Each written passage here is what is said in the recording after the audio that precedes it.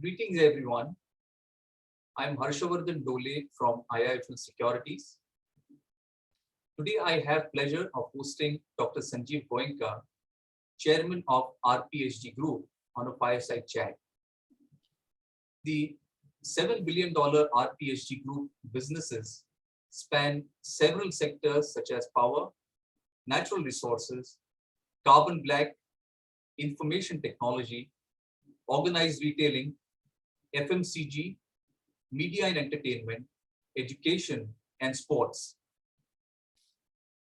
As per survey conducted by India Today, Dr. Goenka is consistently ranked in the top 20 most powerful people in India. He has been conferred doctoral degrees from the prestigious universities in India.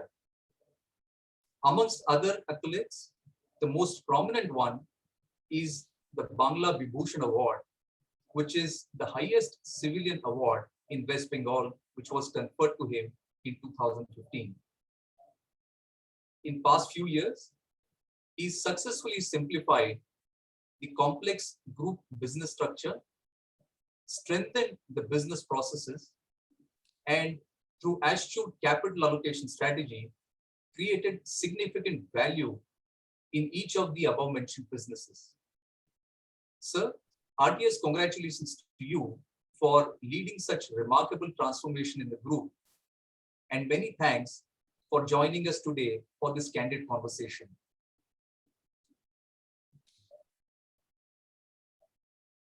Thank you, Harsh. It's a pleasure being here with you and with everyone else. I'd like to formally start the conversation by asking you, the pandemic has brought a marked shift in consumer behavior, as well as the way in which corporate India functions. There is intense use of technology, work from home, cost containment, which has actually led to significant efficiency gains. I'd like to know what has been your experience, what have been your key learnings, and do you think some of these changes are permanent, or as the economy opens up, some of these gains will go back? Yes, I think the pandemic certainly has changed the way we live and the way we think and the way we operate. And that is undeniable. When the pandemic hit us, quite honestly, we weren't sure of how long it's going to last. What is going to be the impact? Short term, medium term, long term. So the first thing we said is, what can we do to minimize the impact of the pandemic on us? So at the first instance, we started doing two things. One is, how do we protect our employees? And many of our people, many of our businesses are consumer facing. So in power distribution, you are interacting with the consumer. In retail, you are interacting with consumer and on a face-to-face basis. The second was, how do we control costs such that the loss of revenue, the loss of contribution doesn't impact us too much. As a result of the cost saving exercise that we did, across all the companies put together, we managed to bring in savings of about 800 crores in the last year. So I must confess, all the 800 crores will not, some are one-time nature, some are permanent in nature. But the fact is, it taught us that we could operate with a lower cost base and operate as well. So that was one. Then we went more digital, because that you're not interacting on a person-to-person, face-to-face kind of a situation. So for example, in CSE, our digital penetration of bills increased to 70%. which is the highest for any utility anywhere in the country. It's a small thing, but it's significant. In FirstSource, we started looking at digital in a very different way now. So much so that 46% of our sales pipeline is digital. We've taken a conscious policy that 8, 10, 12% of our workforce will work from home in the future, which will result in some reduced costs without impacting efficiencies. Our music licensing revenues in Saregama have gone up by over 20% in the last 1 year because people have consumed music digitally over different platforms. In retail, out of store sales have gone up from 1.5% of total revenue to 23% of total revenue. So, and our online sales have increased by 2.5 times. So, it's also given us that confidence that in adversity, we can actually think outside the box. We can do new things. We can enter into new partnerships, collaborations, associations, and deliver the same product. So despite the first quarter practically being a washout, the results for all the companies are actually better than the previous year. So in a sense, 9 months have delivered almost equal to or better than a 12-month performance the previous year.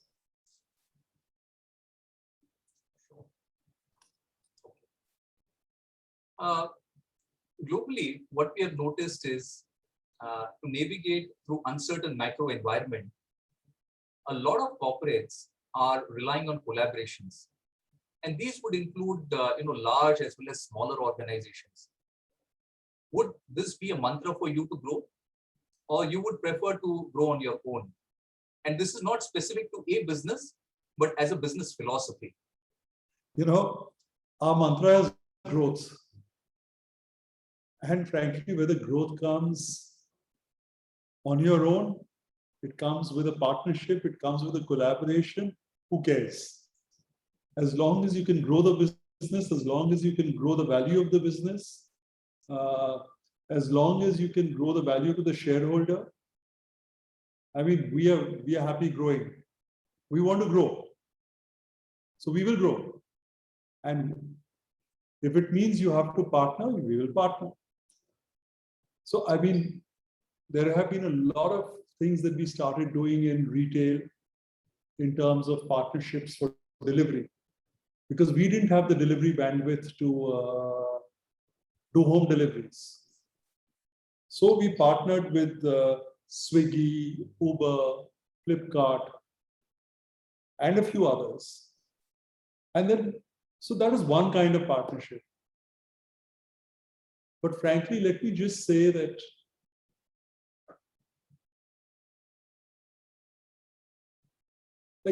say in our FMCG business, we partnered with Uran, and our business with Uran went up 4 times. But this is collaborative. But if your question really says that, are we willing to partner with someone for the sake of growth? Yes, we are. So I think that's a simple, short, specific answer to your question. Sure. That's great. Thank you. You have a very diverse business portfolio. And interestingly, the growth opportunities and the growth rates or the growth trajectories across these businesses are significantly different. Now, post-pandemic, would you think that your businesses are well diversified, or there is a need to divest some of these businesses, or add one more business line into your portfolio? which is kind of now emerging very strategic to you? Well, let me just say that yes, we have a portfolio which is diverse, but let me also say that each of the businesses have critical mass, and they are in the top 2, 3, 4 players in each of the segments that we operate in. Each of them have their independent management, completely professional, completely empowered. And frankly, they've done a good job of managing the company and delivering the results. Each of the companies is on a growth path. Each of the companies has grown, will continue to grow. But are we open to divesting something? I have a very simple philosophy. It might resonate, it might not. That's the way I look at it. My passion is for business. My passion is not for business A, business B, business C, business D. So wherever I see maximum value, that is what I will do. The one thing we are clear is we will get away from government intervention intensive businesses. So our proportion of, like in the past, 70% of our businesses were dependent on government intervention intensive kind of things. We are reducing that. And we will continue to reduce that emphasis. It's not that we are going to divest that business. It is that we are going to grow other businesses such that the weightage overall goes down. We've acquired companies. In fact, over the last couple of years, there have been quite a few. Nature's Basket has been one, which was not doing well, is now at an EBITDA positive.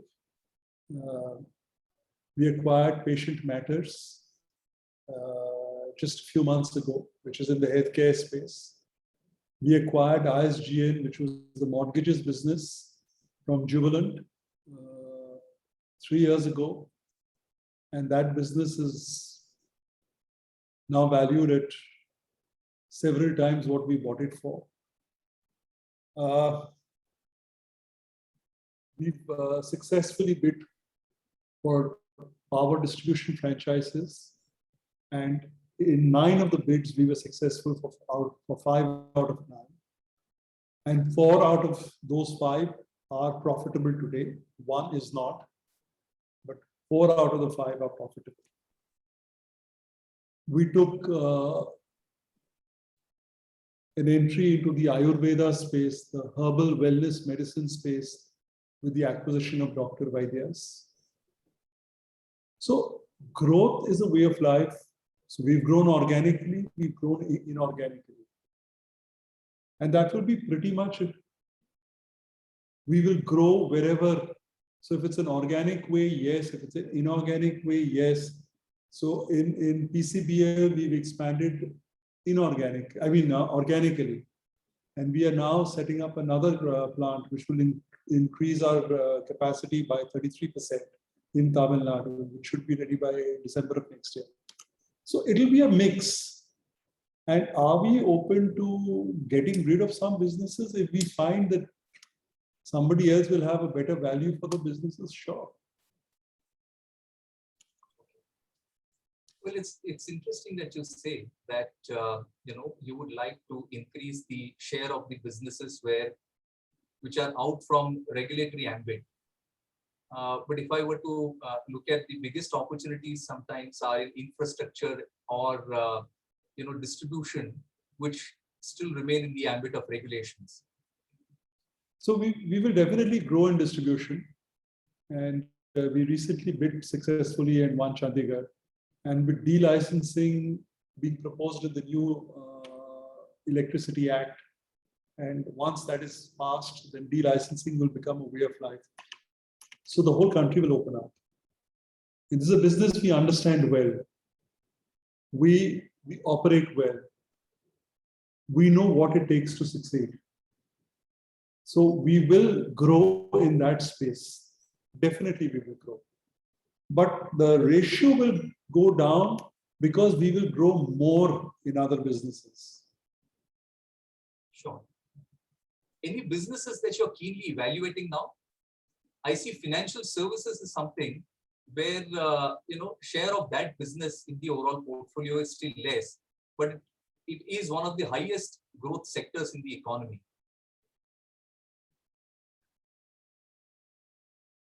I won't say anything that's incorrect or imprudent. For a while, because of the erstwhile family link to Seat Financial, there was a little bit of a hesitation. But I can say the hesitation has gone out of the window. And clearly it is one of the high growth sectors and it's a high growth area. So. Sure. That's good to know, sir. Ladies and gentlemen, I'd like to make an formal announcement here. Please use the question box to send across any questions, queries, comments, and I'll read it out for you. And Dr. Goenka will be more than happy to answer them. So if we move ahead, on a lighter note, I'd like to extend a compliment. At least in my house, you're known as the uncle who makes 2 brand. And my kids, when they got to know that I am getting an opportunity to meet you, they said, Daddy, please tell uncle to make more healthy snack, more healthy food, because that is the only packaged food that my wife allows them to eat. So my next question is actually going to be on your FMCG business. What can we expect in your FMCG business or in general RPSG Ventures, which is the controlling entity of this particular vertical? So just a couple of months ago, we launched potato chips with 40% less trans fat. And that seems to be getting off to a great start. It's a little early, but the initial response to that product seems to be overwhelming, to the flavors and to the fact that it's 40% less trans fat. You will see some more snacks, but maybe more Indian ethnic snacks also. So far, it's been Western snacks, but you will see Indian ethnic snacks with all under the better for you platform. It's healthier for you. We are launching our personal care next week. These products have been under research for a few years. They've been under trials for a long period. They've been developed by international labs, and I'm not going to say anything that I shouldn't be saying. I think the launch is next couple of days, and we launch in 2 cities to begin with. I've been using the products myself over the last 9 or 10 months, and I'm quite happy with the products. So that's a high margin area. That's high contribution area. It's something that we are very excited about. I can't say more, but that you're definitely going to see it now soon. And you will see a renewed thrust on the herbal wellness platform, Dr. Vaidya's. So there are lots of interesting things which are going to be launched, including a version of Chyawanprash in a toffee form. Oh, wow. So there are lots of things which are happening on that front. And it's taken us, it was a new sector for us. It was something that we didn't understand. So despite all the planning and all the research that we did, we made mistakes. I'm sure we'll make mistakes in the future also, but we are learning from those mistakes and we are correcting those mistakes very fast. So The products are good. There will be more products. And so, yes, I'm actually very excited about our FMCG business. That's really great to know, sir. If you can just share some qualitative or quantitative numbers or details as to say 5 years out, how do you see RPSG venture from where it is in say at the end of FY21? I was meeting a young CEO from the FGT sector last week.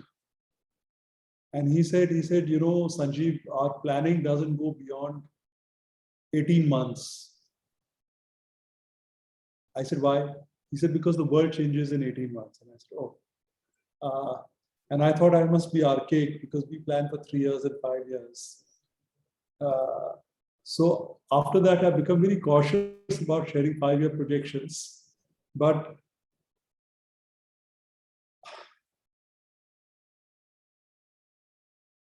all I can say is that it will be a large business. I'm not going to give specific numbers because we don't know the success or failure of the products that we plan and launch. And there is going to be inorganic growth in that as well. We have great expectations from the 2Yum brand. We have great expectations from our personal care brand. We have great expectations from our herbal wellness brand. And you will see all these growing very, very aggressively. Products will be very good, very well researched, very scientific. And we went in with the expectation that there will be losses in the first 3-4 years. So that's the way it is. Our expectation was that by year 5 or year 6, we should be able to make profits. I hope that will be the case. But for sure, you will have a few large, successful, and hopefully very useful brands in the portfolio. That's great. And all of this will be housed in RPSG Ventures. At this point in time, yes, it is all housed in RPSG Ventures. Okay, that's great to know. And would you think that RPSG Ventures is adequately capitalized to deal with this growth? Or, there are some fundraising opportunities here? One will need capital to grow. I mean, I do not believe in taking debt to grow. So if you see overall in almost all our companies, we are long-term debt-free or almost negligible, despite expansions. So the only place where we have some debt is in our power company. And there also overall on a consolidated basis, we are like around 1.1, 1.2:1 kind of a situation. So yes, we definitely will have to go and raise some capital at some stage. Frankly, I would love to put in the capital myself, but I don't think that would be the most expedient or prudent or fair thing to do. So yes, at some stage, not in the near future, but at some stage, yes. Sure. A couple of questions in the chat box, and that also is my next question. A couple of people are, keen to know what is your vision for Spencer's, because the opportunity landscape is quite huge, both in the core business as well as essentially in the opportunities such as delivering or the last mile. Would you see an opportunity to acquire a few companies there so that the whole business becomes integrated and you also have a presence in online? So your thoughts on Spencer and the allied systems. So as I said, when I talk of Spencer's, I'm talking of Spencer's as a company which includes Nature's Basket. So at a simple, organic way, Nature's Basket will expand into NCR. We do believe there is a space and there is a vacuum for a Nature's Basket kind of an offering in NCR. We are going to grow, as I said, our online business has grown 2.5 times. It's going to grow more.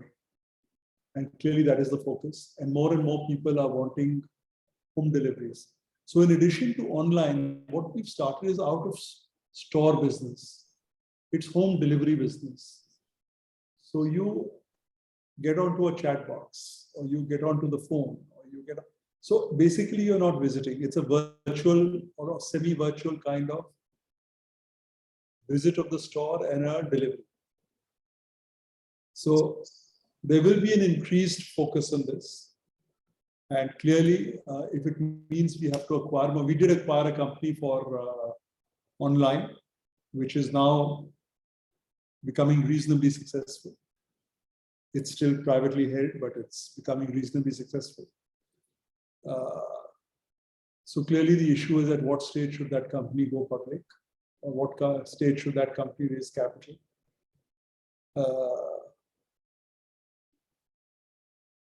Are we going to acquire more companies? Yes, we are looking out for those opportunities. We haven't come across any immediately, which we are diligencing, but there is a mandate out to look at this. Sure. Moving on to the other two businesses, which is Saregama and FirstSource. These have been a remarkable success stories. Particularly when it comes to Saregama, I can hardly imagine anyone in this audience who would not have gifted Karwa to their parents or elderly people in the family. So what's there in your mind for Saregama? And then I'll come with a specific question on FirstSource. You know, Karma is a classic example of innovation. It's Indian innovation at its best, even if I say so myself. You are listening to music, which is as good as online. It's just that the format of that is physical. But it's the same thing. You are pressing buttons. Instead of pressing buttons, you're turning knobs. Because people of our generation are more used to turning knobs than pressing buttons. It's the same thing. There's really no difference. So it's technologically something that's really good. And I'm very proud to say that others have tried to replicate it. And so far, this is the only product that technologically stands its ground. I'm not saying that nobody can replicate it or nobody cannot. I mean, nobody will replicate it in the future. That's not the point. But the point is, it's a remarkable product. We recently launched Karma with karaoke. We have the next version of Karma also ready, which I cannot talk about at this stage, but it's hugely exciting. Mm-hmm. It's hugely exciting, and we are now trying to see how we can we build a Karma community. And how do we get people to connect on that community? It's ambitious, but it's interesting.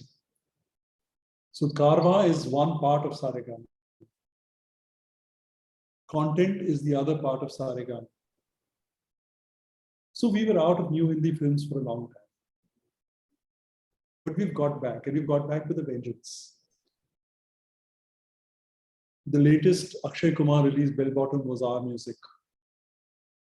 The next Sanjay Leela Bhansali release, Gangabai Kathiawadi, is our release. The next Bhansali film after that is our release. There is another very big banner whose film has just got under the applause, whose music will hopefully be our release. Can't say, but agreed, not signed. So can't say, but yes, agreed at the top. So we've got 16 films on OTT platforms, Hotstar, Netflix, and the good films, they've done very well. The last film which released on Hotstar, Collar Bomb, did extremely well, I believe. And there are many more things that are happening on that front. It's to take advantage of the digital outreach of these platforms. Our serial in Tamil, Roja, is #1 on Sun TV. So on content, there is a lot of work happening. On innovation, there is a lot of work happening. So yes, Saregama is a different company to what it was. And hopefully after 3 years, you all will come back to say Saregama is yet again a different company to what it is today. But would you not see opening up of economy and people going and watching movies in theater as one of the key challenges that the OTT kind of applications would face, or these changes are here to stay? OTT consumption is here to stay, like it or not. I mean, I was somebody, I don't know about others, but I know about myself. I used to go and watch a movie at a multiplex at least once a week. And now I'm just thinking, why should I confine myself to a show timing or I can watch it at home. And I'm getting the same kind of, the screen is not that large, but beyond that, everything else is as good. And the timing is mine. I can take a break when I want. I can eat the snacks that I want. I mean, so I can indulge myself the way I want. So it's not that one would never go to a theater. Of course one would, because that's an experience. But I think they'll both coexist. And I'm not sure what will be the ratio, but I think if I had to bet, I think OTT would win. Sure. So the next question is on FirstSource. It's been a great acquisition for the group and great value that has been created in that entity.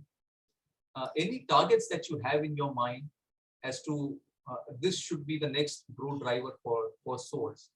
And we can share at what point of time would it become prudent to consider even an exit in this business, if at all?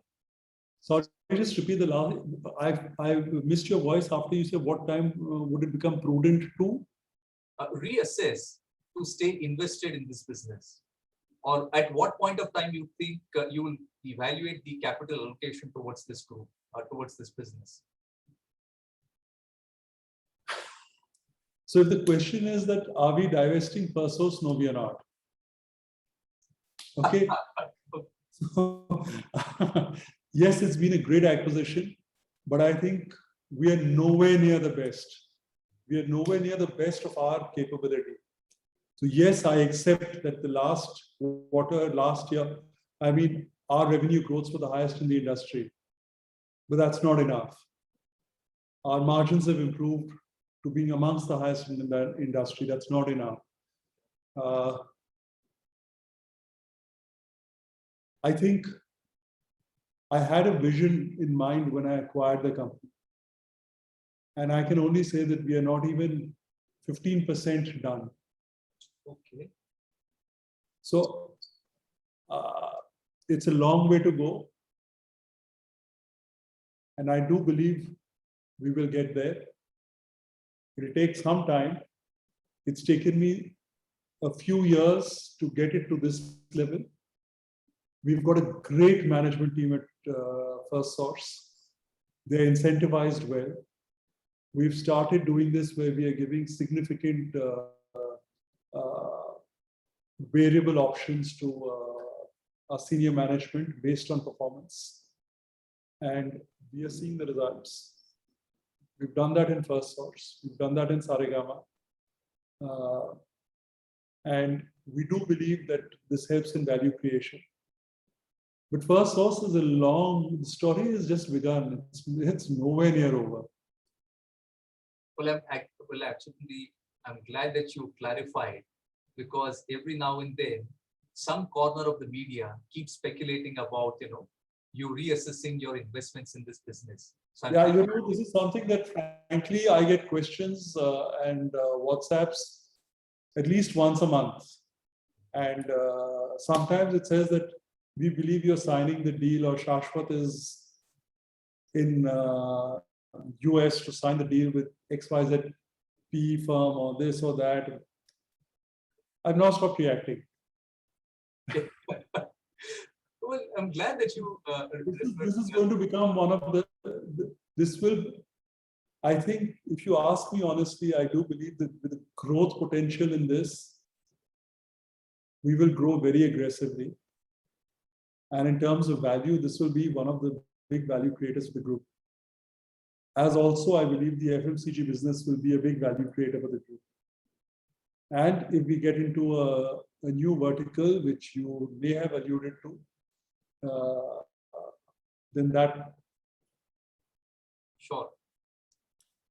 You made a remark to Shashwat.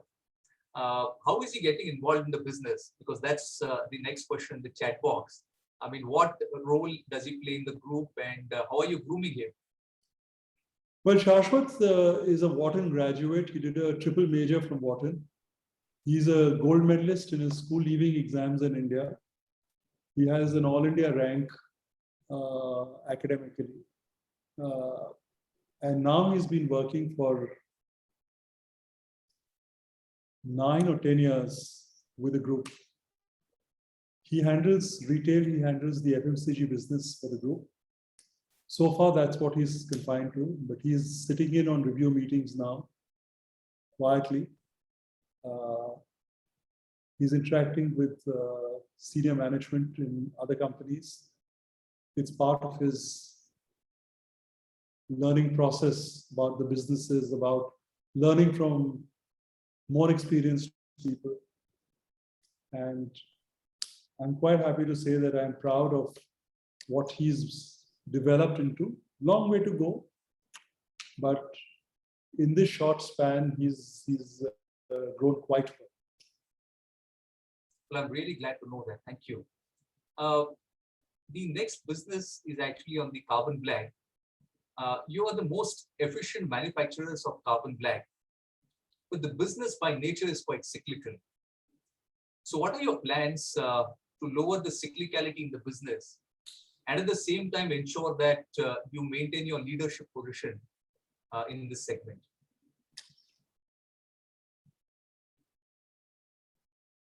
Firstly, let me say that leadership is a means to an end. It is not the end by itself. So you aspire to be a leader because you hope you will have higher margins, or you will have a higher market share, which will result in higher contributions and thereby higher profits and thereby higher value. So we definitely are going to maintain our leadership. So that's that notwithstanding, we are actually trying to get away from, like I said, focus more on non-government intervention intensive businesses. Here we are saying that we are going to focus more on the chemicals part of the business. So we've started. A small portion of our sales today is in the chemicals business. We've set up 2 innovation centers, one in Gujarat, one in Belgium, both of which have developed some new products for which we've applied for patents. We will grow our carbon black business. Of course, we will grow it. But we will grow more, hopefully, in terms of contributions in our chemicals business, in our value-added businesses. Our tire business was 70%. It is down to 55%. In the next few years, it will be down to 45%. We have broad-based, and our volumes in tire are growing much more than before, which means our volumes from other things are growing at a faster pace. We've got into strategic arrangements with MRF, with JK, with SEAT, with Apollo. And we become their suppliers of preference and choice. We've broad-based our CBFS or oil allocation policy. So we've started now creating significant competition in procurement. So our cost of procurement has been going down. We've invested in plants across the country. It's a freight sensitive item.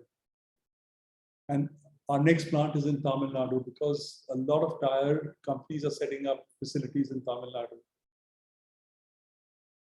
So we are saving on freight. So, and the more we get on to chemicals, the more we get on to value-added products, the less dependent we are on profits from carbon black.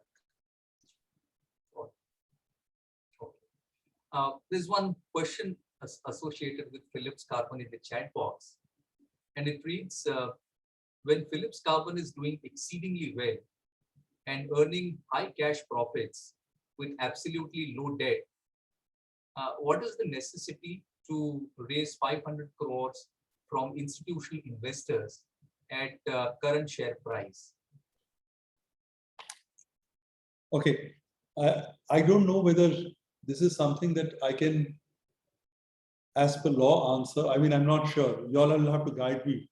Or does this have to be, because this has to be part of a deal. This is I mean, I don't know what it's called, a deal roadshow, non-deal roadshow, and whether I'm saying something that will violate any rules. I don't know. I mean, you all please guide me. I don't want to be violative of anything. Well, if it is a non-public information, you may use your discretion, in my opinion. But again, I leave it up to you because this is such a wider audience, and you can actually state your vision as to, in case you're raising money, how do you intend to utilize that? Okay. Let me tell you very simply that there is a new project which is coming up in Tamil Nadu, which will cost somewhere between 750 and 800 crores. That's about 2 lakh tons of capacity. And there is a combined cycle power plant associated, attached with it, which will use the off gas from this facility.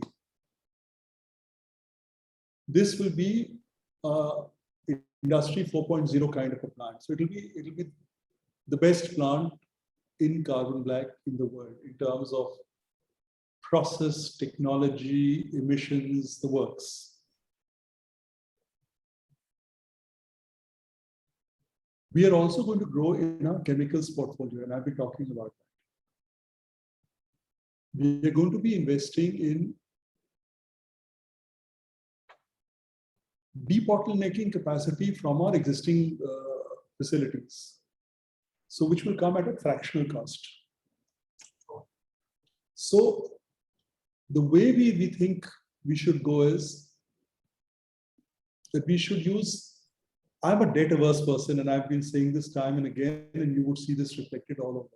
So I do believe equity is a more prudent way of growth. And also, I've learned that if you share upsides with a larger community, they back you in the future. Sure. Understood. Sure. That's very helpful. Also, if you can share, how do you see Philips Carbon, say 3 to 4 years out, in terms of, volumes, market share, and perhaps in terms of profits as well as cash flows? Broader numbers will be great. Doubling from here? Wow, that's really nice to know. Thanks for a really direct answer. Thank you. uh, Sir, relative to all other businesses, CESC, despite being the largest and the most profitable and the most efficient Despite utility, being the largest, no, it was the largest. It is no longer the largest. my apologies, uh, is actually relatively undervalued. What are your plans to enhance the shareholder value in this business?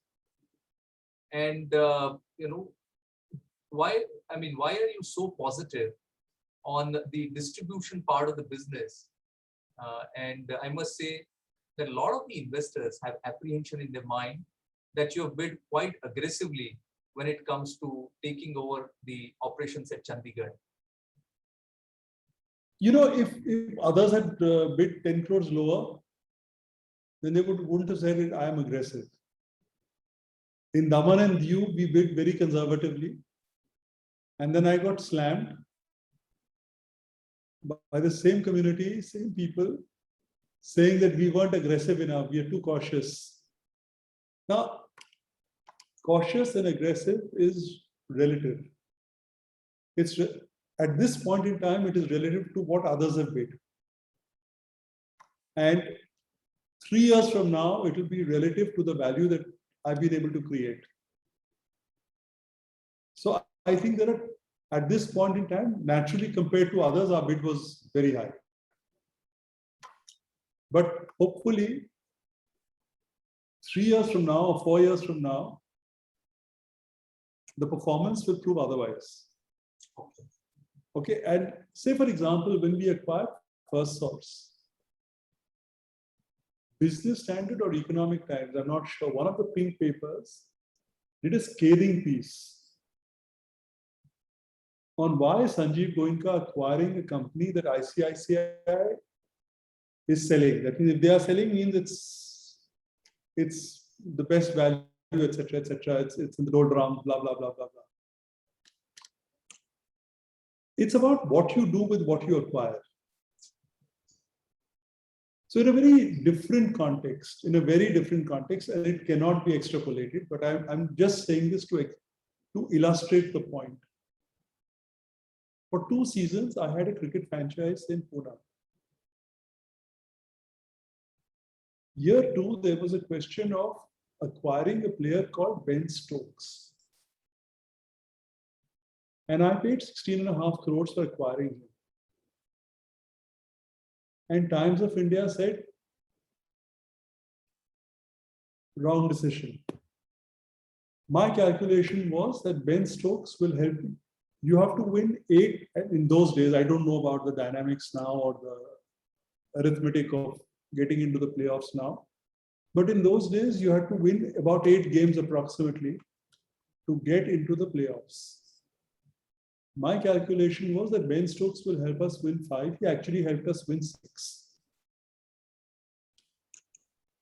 So it's not about what you spend in absolute terms, which may seem relatively higher, but it's what you do with that investment.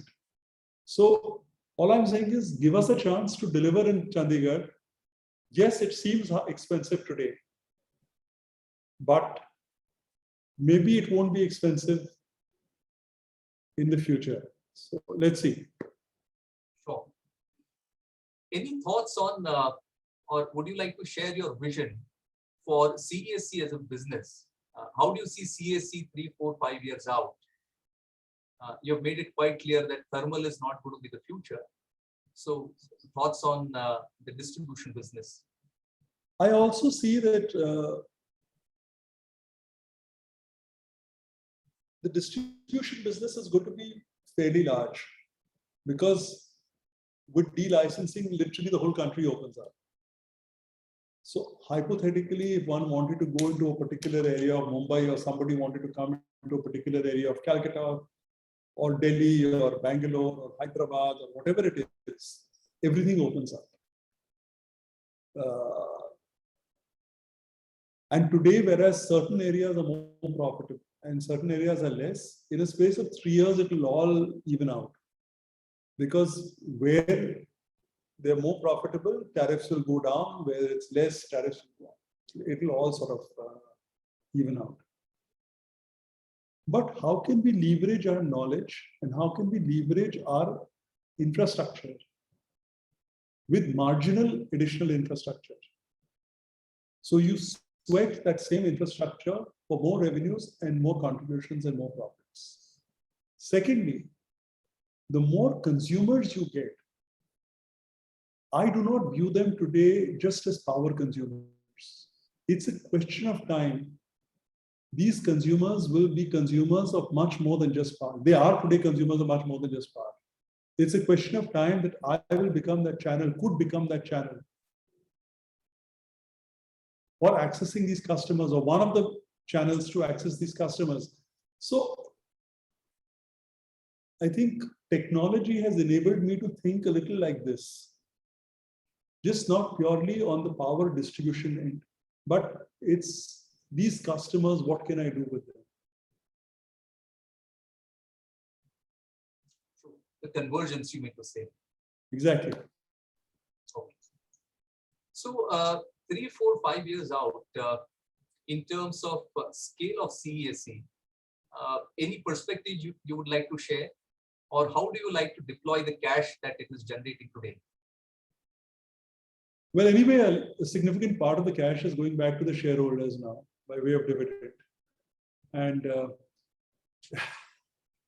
you're seeing across our companies, we've started actually paying out much higher dividends than we did. And we will increase that payout as we go along.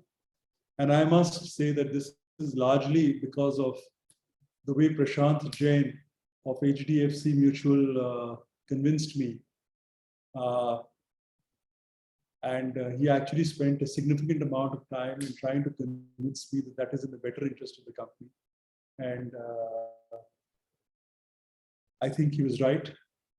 And I'm very happy to have learned this. I keep learning from all my interactions with various people. And many people from your fraternity have given me invaluable inputs, advice, and tips on what can be done. And I mean, I've adopted many of them, and it's paid me very well. I mean, it's done well for the companies. So I'm very grateful, and I love interactions. I actually would prefer interactions where I'm getting feedback. And sometimes when you're sitting on a chair, you don't, you become subjective about things. So it's always good to get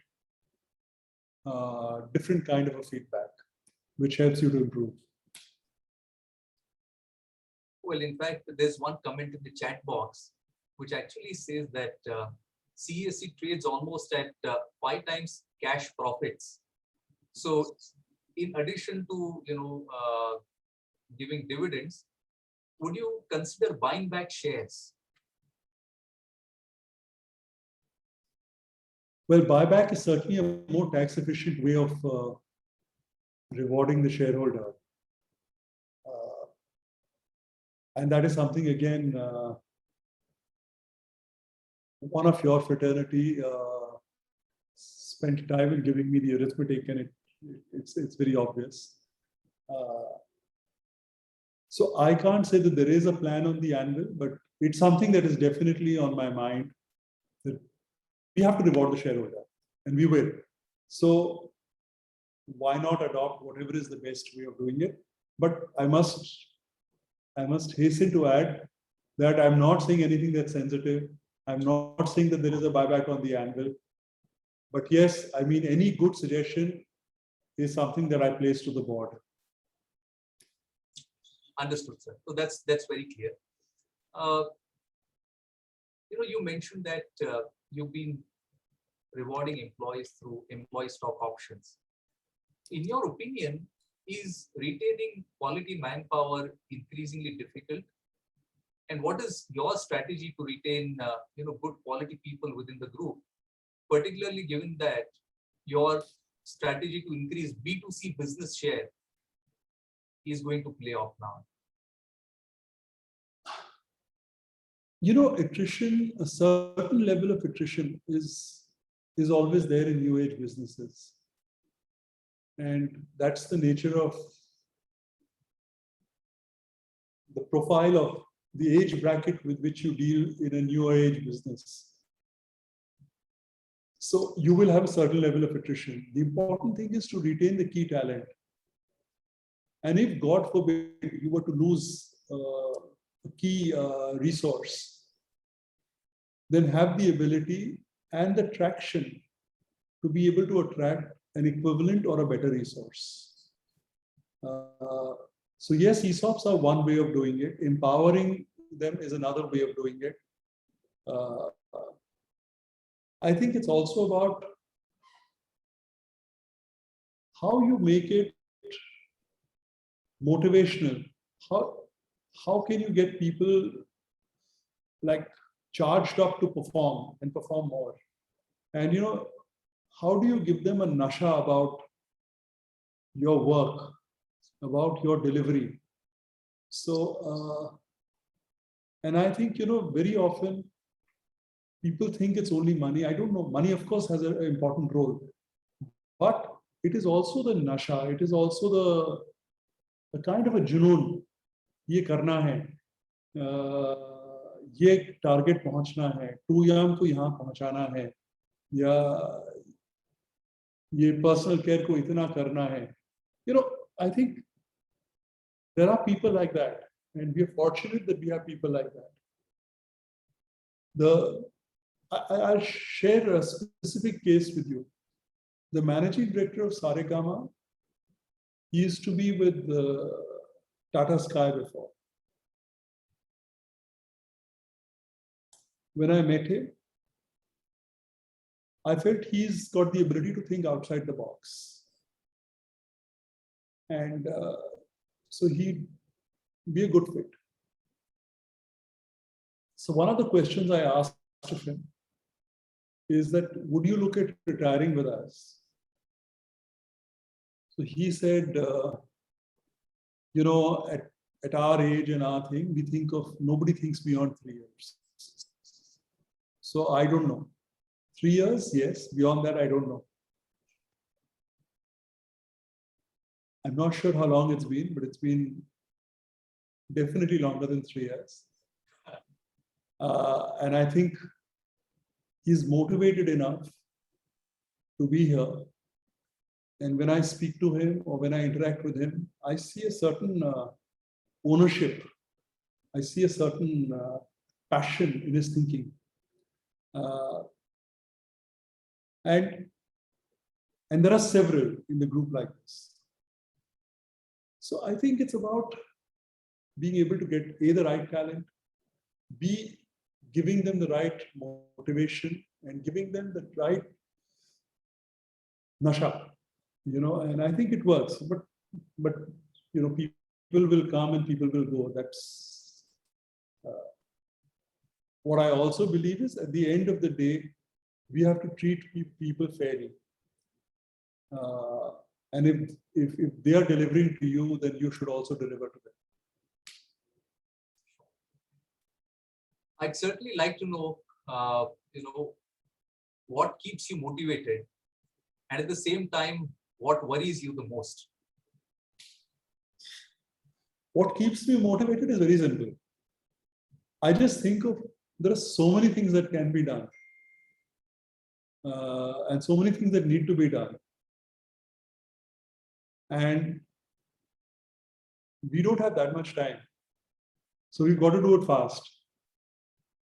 So keep doing it. And what helps me and what actually works for me is the fact that my team is totally committed. They're committed to the cause that they're representing. And they actually believe that the company is more theirs than mine. And that, to my mind, as an employer, is the biggest tribute that I can get. Sure. And it is if things have worked well for us in the last few years, it's because of this team. And I'm not saying this because it's fashionable to say it, it's genuinely the way it is. we've got a good team. We've got a right team. We've spec'd out the assignments well. So at different levels, we are able to recruit well. So, and they're delivering. And they're delivering across all companies. So that's worked for us. And what worries me, I hope I don't get left behind. We have to work faster. Great. Dr. Goenka, it's been absolutely a great pleasure and privilege to have this conversation with you. And as I said, it would have been really nice to have this conversation in person, but we live in such uncertain times and for the pandemic. But thank you so much for your time and this candid interaction. Before we conclude, any message that you would like to give to investors at large? Well, two. One is keep giving me ideas, thoughts, suggestions, because we have to improve.